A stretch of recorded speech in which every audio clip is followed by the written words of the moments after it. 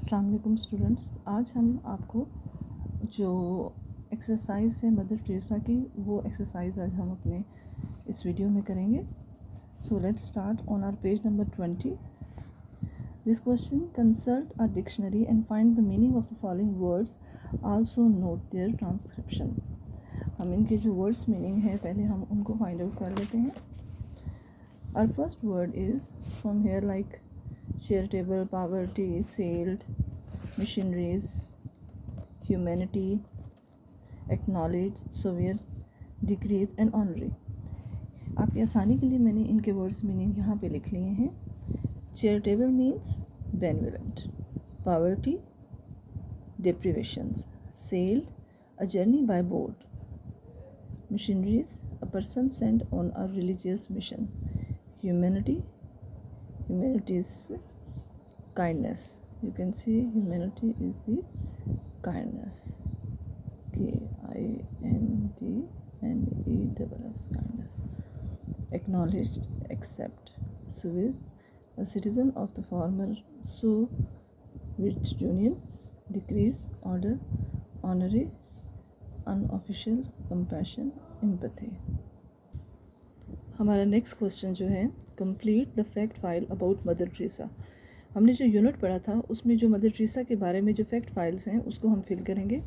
Mother Teresa का real नाम जो है वो है एजेनिस गॉन्जिया ब्रैक्सियो। उनकी डेट ऑफ बर्थ जो है वो है अगस्त 27, 1910। प्लेस ऑफ बर्थ उनकी है Skopje, Macedonia. The year she decided her life in helping the sick and the poor. वो साल जब उन्होंने डिसाइड किया कि अपनी ज़िंदगी को वक्फ कर देंगे गरीब और नादार लोगों में, वो था 1946 ईयर्स था। Then next, the year she founded the missionaries of charity, वो 1948। The year suffered a heart attack and died 1989। Number of years she टॉच्ड in school 17 years. The year she retired 1997। Our next question is write true if the statement is correct and false if it is incorrect। अब हम true false करेंगे। In 1846 Mother Teresa decided to spend her life helping the sick and the poor. She studied nursing and started working in the slums। 1846 में mother Teresa ने फ़ैसला किया कि वो अपनी ज़िंदगी को गरीब लोगों के लिए, बीमार लोगों के लिए वक्फ कर देगी, और उसने नर्सिंग की पढ़ाई की और काम करना शुरू कर दिया स्लम्स में। That is false. Second, Mother Teresa will be remembered for showing compassion and helping the unwanted and the uncare for. Mother Teresa जो है वो याद की जाएंगी अपनी मोहब्बत और दूसरों की मदद के लिए, and that is true. After her death, the missionaries of charity carried on her work in more than 19 countries। उनकी डेथ के बाद जो मिशनरीज़ का काम था वो 9 ममालिक से ज़्यादा ममालिक में चलना शुरू हो गया था, ये लोग फॉलो करते थे। True. She did not receive many awards for her work. उन्होंने अपने काम के लिए कोई अवार्ड रिसीव नहीं किया। फॉल्स, जबकि उन्होंने बहुत से अवार्ड हासिल किए थे। She received honorary degree from academic situation world wide and was declare a saint by the Roman Catholic Church in 2016। So that is true। Our next question come on page number 22। Now use of language। A pronoun, pronoun is a word, एक ऐसा लफ्ज़ होता है जो कि हम किसी भी जगह या नाउन के लिए, from place of a noun, किसी भी जगह के लिए इस्तेमाल करते हैं। और प्रोनाउन की डिफरेंट काइंड्स हैं। पर्सनल प्रोनाउन जो है वो इस्तेमाल होते हैं for a person, place and things के लिए। And we can use personal pronoun as a subject. इसको सब्जेक्ट के तौर पे भी इस्तेमाल कर सकते हैं और ऑब्जेक्ट के तौर पर भी जुमले के अंदर। पर्सनल प्रोनाउन मोस्टली शो होता है कि जहाँ पे हम अपनी मलकियत शो करते हैं, पोजीशन या ऑनरशिप। ये मुख्तलिफ चेंजेस इनमें आती रहती हैं जो इंडिकेट करता है किसी भी शख्स को, नंबर को, जेंडर को या केस को। सेकेंड प्रोनाउन की जो काइंड है, जो टाइप्स हैं, वो है subjective pronoun. Subjective pronoun that act as a subject of a sentence such as I, you, she, he, it, you and they। For example, she found the missionaries of charity। Third, objective pronoun, personal। Objective personal pronoun that act as the object of a sentence such as me, you, her, him, it, us, you and them। Possession pronoun, pronouns show possessions। They define a person, number of people who own a particular object such as following mine, your, her, his, it, her and their. Possessive pronoun. Possessive pronouns show possessions. For example, the contribution of Mother Teresa is are to follow.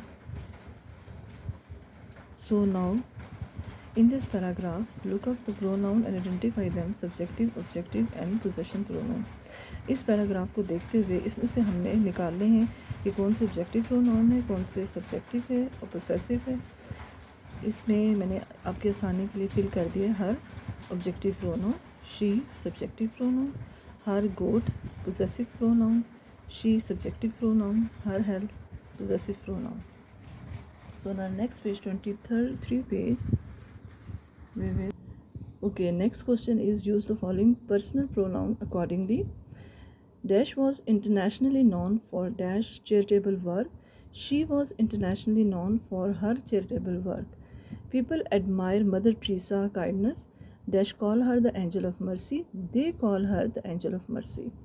For 17 years, Dash taught at a school. She taught at a school.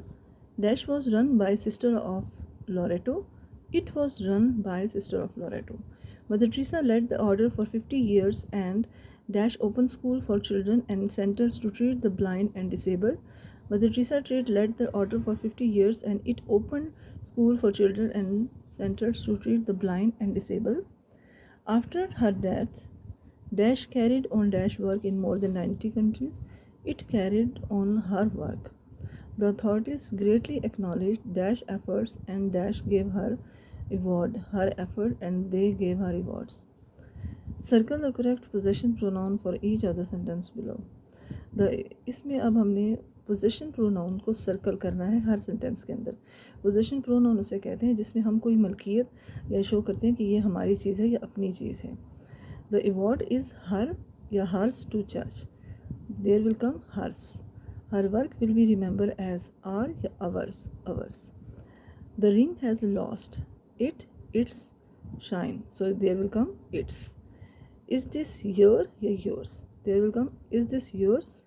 My brother lost his new cell phones. Cat loves to play. It is favorite activity of theirs. There will come theirs. Now we will come on page number 25. There is a question. Many people in the world are born with certain disabilities. दुनिया में बहुत से लोग पैदा होते हैं, मुख्तलिफ़ किस्म की डिसेबिलिटीज़ होती हैं उनके अंदर या कमी होती है किसी चीज़ की. The pictures below are tools they represent certain disabilities. आपके सामने नीचे तस्वीरों में कुछ टूल्स बताए गए हैं जो डिसेबल लोग होते हैं इन्हें यूज़ करते हैं. In pair discuss which disability each of the image represent. हमने इनका बताना है कि कौन सी डिसेबिलिटी की टूल्स जो हैं वो किस चीज़ के लिए डिसेबिलिटी के लिए यूज़ होते हैं. आपके सामने फर्स्ट टूल जो है ये टूल यूज़ होता है हेयरिंग एड. इसको कहते हैं hearing aid. Second tool use होता है wheelchair, that is wheelchair. Third is use is gloves and walking tracks. इसको हम क्रचेस या वॉकर भी कहेंगे. सो नेक्स्ट आपका है match the name of the different tools use for disabilities with the type of disabilities. यहाँ पे मुख्तलिफ टूल्स के नाम लिखे हुए हैं और यहाँ पे आगे जो डिसेबिलिटीज़ हैं उनके साथ हमने मैच करना है. फॉर एग्जांपल सबसे पहला है आपका फिज़िकल डिसेबिलिटी, पैरालाइज्ड जिसको कहते हैं. ये मैच करेगा आपका व्हील चेयर के साथ, क्योंकि जो पैरालाइज्ड होते हैं लोग होते हैं 5 लोग होते हैं वो व्हील चेयर यूज़ करते हैं.